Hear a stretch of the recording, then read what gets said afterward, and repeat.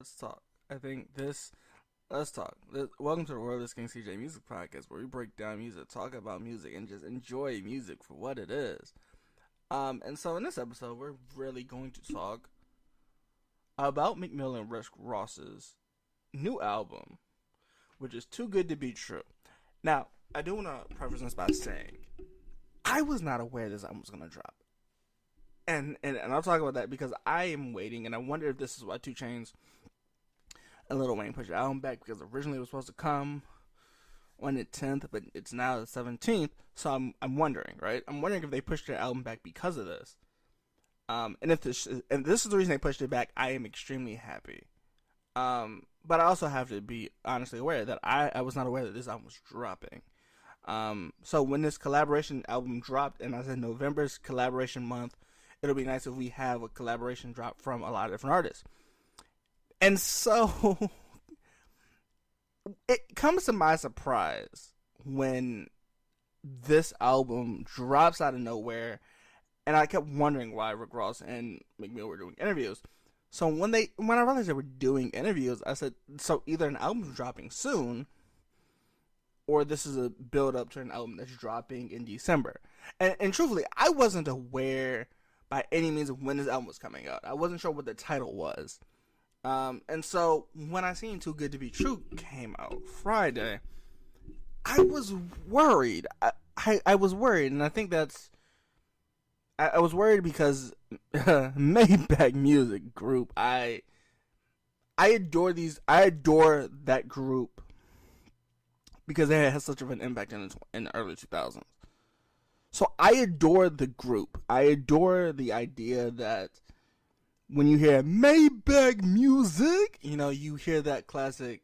You're like, okay, this is going to be a classic. And to some extent, and this is where I worried. I think Shaq and Kobe made me extremely worried about what to expect from this album. But I think there's 2 reasons why. I think the first reason, and let me put my biases up front so we can have a truthful discussion. The first bias that I have about when I heard Shaq and Kobe, I thought there was going to be a collaboration album because it just seems like November's a collaboration album. And to some extent, I don't know. I thought it was going to be one of these albums where people are just going to be like, hey, this is going to be a EP piece. And it wasn't, I think. But my bias is up front. My first bias up front is Rick Ross, especially when he picks beats for his albums. They're amazing when he picks beats for albums. For example, The Port of Miami, the sample that he does for Dr. Dre and Snoop Dogg's Doggy Style, which is a sample on here that I think is great. Right? Like I think that's a great reference in here. I think though we have this conversation, and I'm like, so Rick Ross is great when it comes to beat selection for albums. They sound rich. They make somebody who want to listen. However, on the other hand, we have Meek Mill, which I had this idea that they're a dangerous duo, right? They're a dangerous duo because Meek Mill can rap. Meek Mill can rap. So, but when he raps, he has to want to rap hard. He has to want it. You have to want to push him to that level. And it's always been this idea to me that Rick Ross is always trying to make Meek Mill push to actually be a better rapper. And so these first couple songs from this album, I was worried. I was worried on if he could, and because they were having a dispute. So I was worried exactly who was going to outdo the other. And I have to be completely transparent. When I heard Go to Hell, Star Island, Shaq and Kobe, I said, there's no way that Meek Mill's gonna let Rick Ross carry him throughout this album. And surprisingly, he didn't. I think we get out the 800. And it's great. You hear that dynamic duo, but Star Island to me is it's a highlight to this album. But also because Star Island represents so much, right? But it's you can hear that competitiveness in Meek Mill and Rick Ross going at it from bar to bar, and It's clever. It's nice. It's unique with a icon. It's a good beat. However, there's this dead Dead Last is a song to me which I think came around perfectly. I think this was made with the greatest idea of making one of the best like iconic songs on this album stand out, right? Because Fabulous, if you ask me who has the better verse on this song, without a doubt, I think it's Fabulous. I think Fabulous, and I don't know.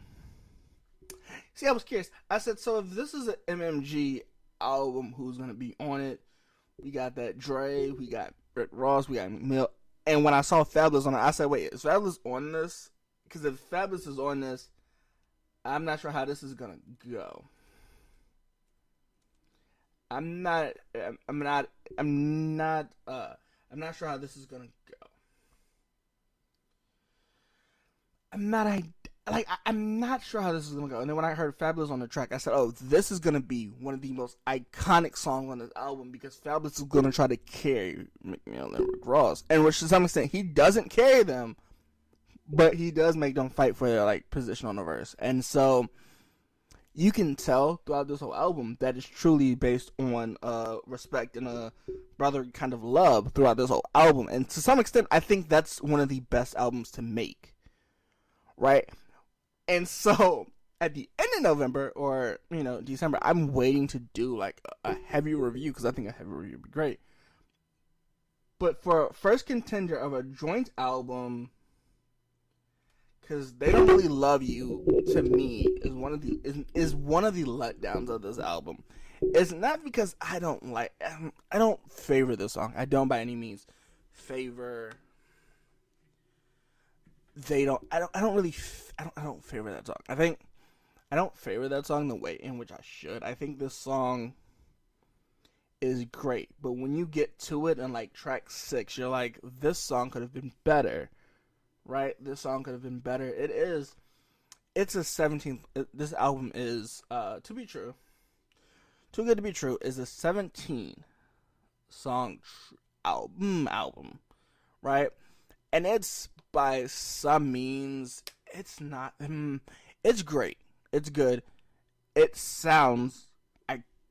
It passes the beat test, right? Where you play certain beats, see what the lyric is for each beat, and then you play it back, which is a method I've used sometimes, especially to listen to albums that I think will be harsh. But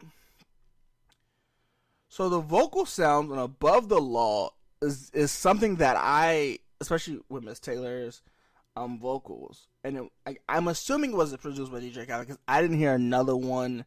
I didn't hear him rap, and if he was rapping on it, I didn't hear it.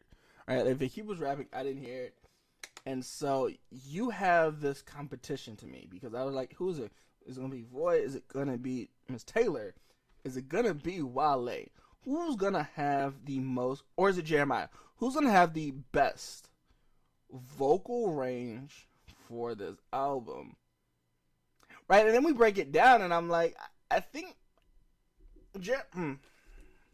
Jeremiah did his thing. I think without a doubt, to say Jeremiah is not the third best vocal on this album, singing wise, I think you kind of overlook a lot of things.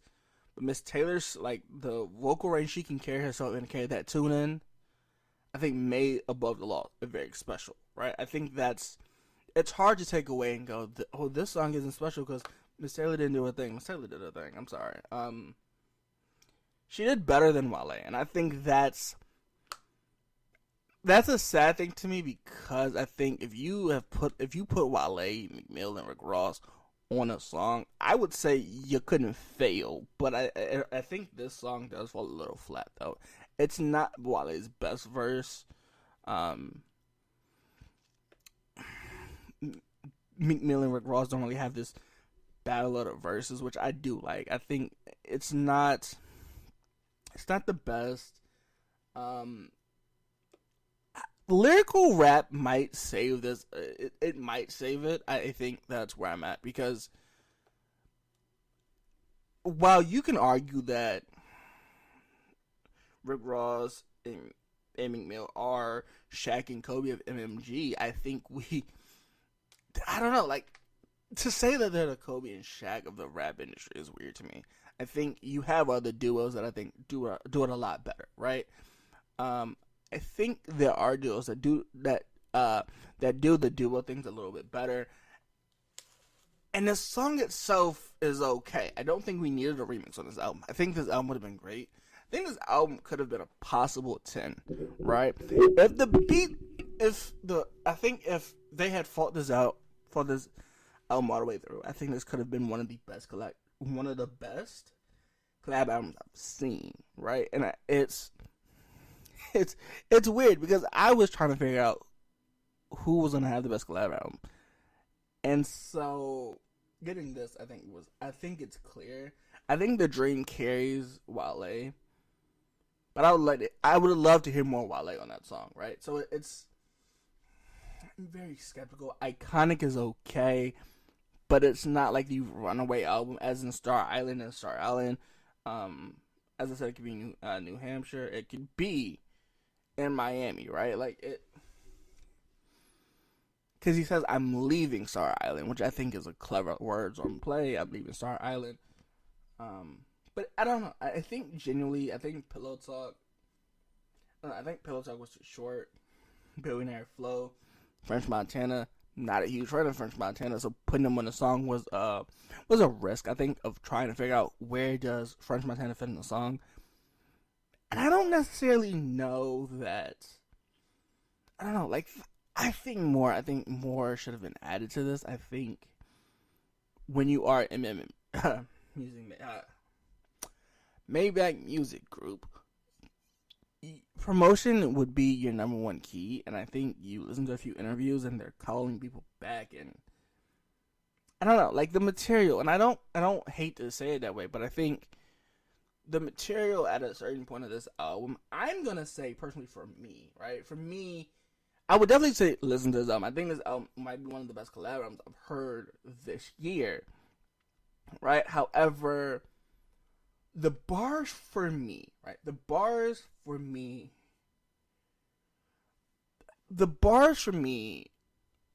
you get kind of like tired of these bars around Grand Lose, and Grand Lose is a great song. I think it's not heavy, right? But it's because I like Above the Law. Like Grand Lose I think it's Grand Lose, and then it's Above the Law. Now Above the Law is great, but then when you get to Fine, you kind of like lose momentum because Iconic does come kind of bring it back, but I think if you want to if they redo this album and if they do a deluxe, I think a deluxe might be great, but a deluxe would have to feature people that are outside of MMG, which that'd be like a J. Cole getting to collab. You know, that'll be somewhere that we would expect a Kendrick, a Black Thought. You know, somebody that we want to see how y'all handle yourselves, challenge yourselves. That is for Meek Mill, and that is also for Rick Ross. I think you were great, talented, and you bring like the same subject material. But I think, you know, the gun bars, I think I do like them. And that's not me promoting violence. I think, you know, clever wordplay. I like those. The kind of like rich flex kind of vibes where we're trying to flaunt that we have money. Star Island. I think Star Island. To me, Star Island's the best song, but I think Star Island's. I think the Star Island. I think the net worth of people that live on Star Island, right? I think the net worth is. I think, what is it, $40 million? I think so. I get it, right? It's expensive. Like, it's not, and I'm granted, it's not like is it Billionaire Bunker? I don't think. Yeah, it's not like Billionaire Bunker, but it's expensive to live there. So for him to say we're leaving Star Island, I think that's I don't know, I think that's interesting, right? But I also think these lyrical bars where he says, "I got the black," where Meek Mill says, "I have the black card." It's challenging, right? Because black cards are like the album itself is not a bad album. I think some of these bars halfway through, like when you get to like Iconic, this other album just kind of closes itself out, right? It kind of closes itself out because Millionaire Row. Millionaire Row's not bad. You know, you hear a few disses from 50, a few shots, I think, at 50 Cent, right? But it's not like a bad album. But at the same time, I think that to end it with falling in love with the money with Future is is predictable. I think if you have Future and you name the song and you listen to the song, it's about in the love with the money. I think that's just predictable. And I think it does bring this album to a cool conclusion. But then you pick it back up with the Shaq and Kobe, the remix, and I don't like the remix as much as the original, and I'm not entirely sure why. I think the remix is the extended version. If it's the extended version, that's fine, and I'll re-listen to it. But I think I'm 3 listens in, and personally, I think that the song has a good. It's good. It's definitely a classic. I don't know. It's weird. It's not a classic album, but it brings classic material that we don't normally hear from Rick Ross, and classic material we don't hear from Meek Mill. So they're challenging each other through these songs, and I think that's fine. I think it's gonna be questionable who carried the longest verse and who carried the best about the song. I think that'll be a discussion that we're gonna have weeks after this album releases. So in January, if we're having this conversation of who had the better verse, well, we talk about who had the best collab album. That'll be like in January, right? But it's definitely a catcher album. Like, I will not argue and say that this is it. I will argue that this isn't a mid. I won't. I will argue that it's not a bad album, but it's not like the greatest. I'll say that it's and it brings a kind of style back that I haven't seen in a while. So that's always good. However,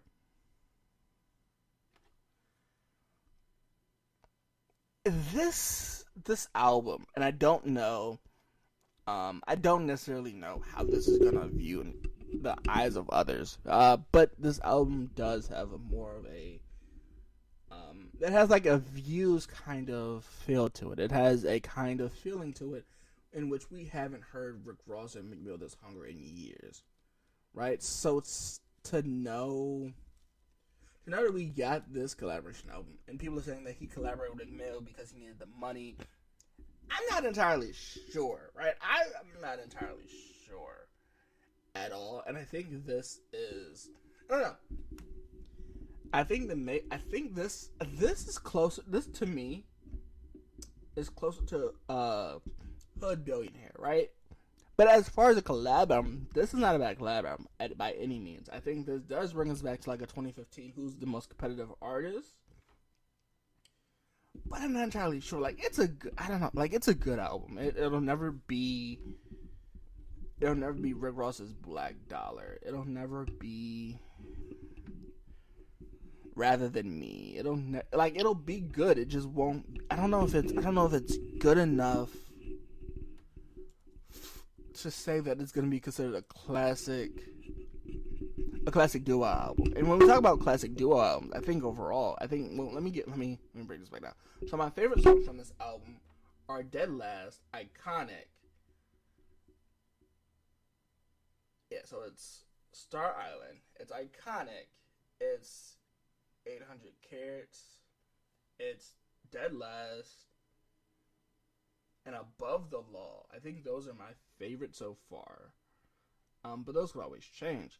I think if we're gonna make another, if you're gonna make another collab album, I would say, I think the beats. I don't know. I think the beats are a good pick. I think this album overall is like we'll go at 8 out of 10. It's an 8 out of 10. It's a good album. It's good. It's a solid album. It's a solid album from. It's a solid album from start to finish.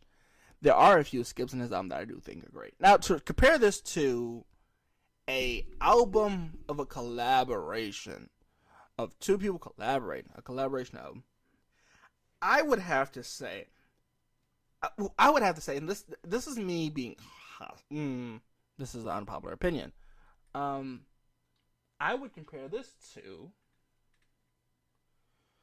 I don't know, I would compare this better than Drake and 21 Savage, but I would compare this to like a Drake in the Future, and the scholarship. Scholarship was on the album. Scholarship was on the album. Scholarship was on the album. I think the album was. Oh, What a Time to Be Alive. It reminds me of what to be alive, and not necessarily. It's better than Drake and 21 Savage. I will admit that openly. It's so far it is one of the best albums for a collaboration I've heard in a while. However, will that stand when Lil Wayne and 2 Chainz drops 17th? I'm not sure. I'm not sure. It's good, but I didn't have high hopes for this. I think I had hopes, and they met the hopes that I thought they were going to meet. But I don't know if this beat the hopes that I thought it was going to have. It's a solid piece of work. It's a solid album. It's an album that seems very iconic in the early 2015. So it's a decent album. I just don't know if it's gonna. It has some replay value, but the gun related bars and hit on top of your head and I make more money.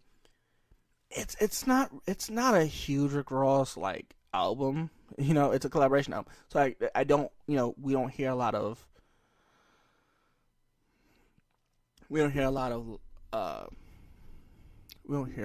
like, hey, notions of this, notions of, we don't hear a lot of that. So it's interesting. We don't hear a lot of homage from Meek Mill. We don't hear a lot of homage from Rick Ross. This might have just been who can rap the best, and I think we got that so far. So I think overall it's an 8 out of 10 for me.